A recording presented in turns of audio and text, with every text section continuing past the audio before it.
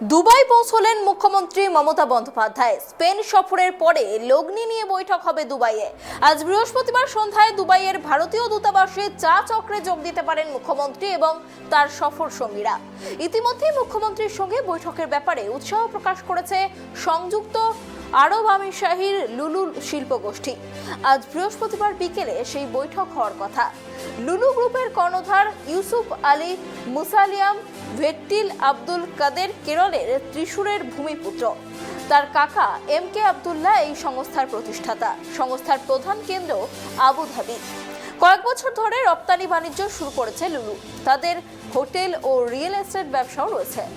কেরল ছাড়াও ভারতের বিভিন্ন রাজ্যে লুলু গ্রুপের বিনিয়োগ রয়েছে। লখনৌয়ে সবচেয়ে বড় শপিং মলটি তাদেরই নির্মিত। শুক্রবার সন্ধ্যায় প্রবাসী ভারতীয়দের সঙ্গে আলাপচারিতায় যোগ দেবেন মমতা বন্দ্যোপাধ্যায়। গতকাল বুধবার রাতেই বার্সেলোনা থেকে দুবাই আসেন মমতা বন্দ্যোপাধ্যায়। স্পেনে একাধিক বিষয় নিয়ে আলোচনা হয়েছে। এরপর দুবাইয়ে এই গোষ্ঠী রাজ্যের লগ্নির জন্য এগিয়ে আসতে বিপুল কর্মসংস্থান হবে।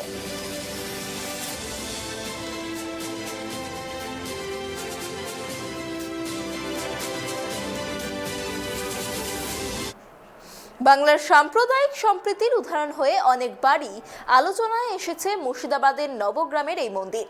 এবার সেই কিরিটেশ্বরীকে দেশের সেরা পর্যটন গ্রাম হিসেবে মনোনীত করল কেন্দ্রীয় পর্যটন মন্ত্রক। মুখ্যমন্ত্রী মমতা বন্দ্যোপাধ্যায় বৃহস্পতিবার তার এক্স হ্যান্ডেলে এই কথা জানিয়ে লিখেছেন, আনন্দের সঙ্গে জানাচ্ছি পশ্চিমবঙ্গের মুর্শিদাবাদ জেলার কিরিটেশ্বরীকে ভারত সরকারের পর্যটন মন্ত্রক ভারতের সেরা পর্যটন গ্রাম হিসাবে নির্বাচিত করেছে। দেশের 31টি রাজ্য ও কেন্দ্রীয় শাসিত অঞ্চল থেকে প্রাপ্ত 795টি আবেদনের মধ্যে 2023 সালের সেরা পর্যটন গ্রাম প্রতিযোগিতা হয়েছিল। সেখানেই এই নির্বাচন হয়েছে।